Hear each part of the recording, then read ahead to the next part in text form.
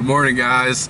Hey, so I just learned about a new scam. I'll call it the 1099 scam. So yesterday, found out I got a layover here in Amarillo while I wait for my machine to be finished. 2-3 weeks. So I was like, man, I ought to get a job. I saw some work, I got hooked up,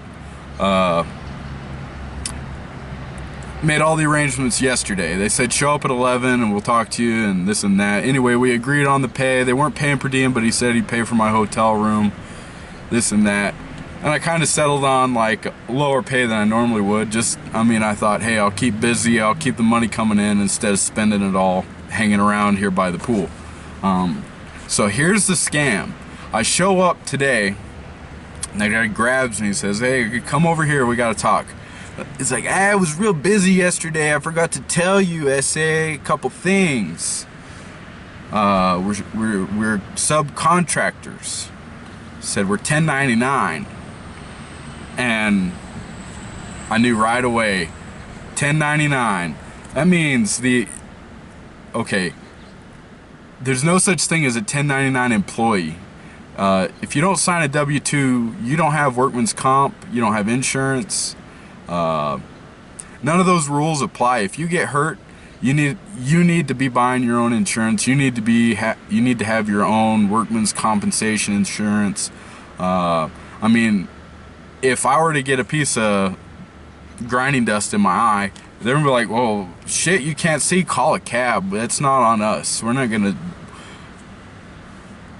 That's on you, bro. So if you don't, okay. So here's the scam. 1099 bills out way higher than your average Joe Schmo working on a W-2. They wanted to pay me $20 an hour, 1099.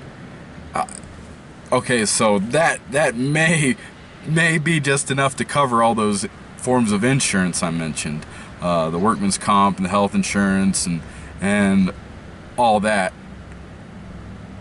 When you're working 1099, you're usually getting 50, 60, 85 and up. You're not making $20 an hour on 1099.